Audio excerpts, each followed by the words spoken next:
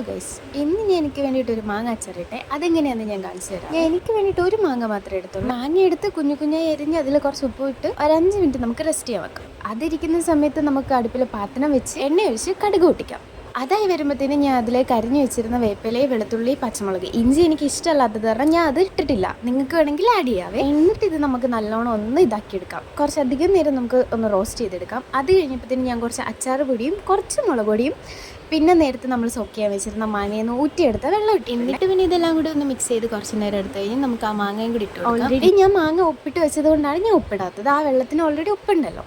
അങ്ങനെ അതെല്ലാം ഒന്ന് നല്ലോണം മിക്സ് ആയി കഴിഞ്ഞ് നമുക്ക് മാങ്ങയും കൂടി ഇട്ടെടുക്കാം. മാങ്ങയിട്ട് കുറച്ച് നേരം ഒന്ന് ഇളക്കി കഴിയുമ്പോഴത്തേനും നമുക്ക് അതിലേക്ക് പഞ്ചസാര ഇട്ട് കൊടുക്കാം. ഞാൻ ഇവിടെ കുറച്ച് പഞ്ചസാര ഇടുന്നുണ്ട് കാരണം എനിക്കിതിൽ ഈ ഒരു ഷുഗറിൻ്റെ ടേസ്റ്റ് അത്യാവശ്യം നല്ല ഇഷ്ടമാണ്. എന്നിട്ട് നമുക്കിതൊന്ന് സെറ്റ് ചെയ്ത് വെച്ച് കൊടുക്കാം. എന്നിട്ട് ഇതിൻ്റെ മണ്ടക്ക് കുറച്ച് വെളിച്ചെണ്ണയും കൂടെ ഒഴിച്ച് കുറച്ച് നേരം ഒന്ന് റെസ്റ്റ് ചെയ്യാൻ വെക്കാം. ഒന്ന് മൂടി വെച്ച് ഒരു 5 മിനിറ്റ്. അത് കഴിഞ്ഞപ്പോഴത്തേനും ദോണ്ട എൻ്റെ മാങ്ങാച്ചാറ് റെഡി ആയിട്ടുണ്ട്. എല്ലാവരും ഒന്ന് ട്രൈ ചെയ്ത് നോക്കണേ. അപ്പോൾ അടുത്ത വീഡിയോയിൽ കാണാം. ടാറ്റാ.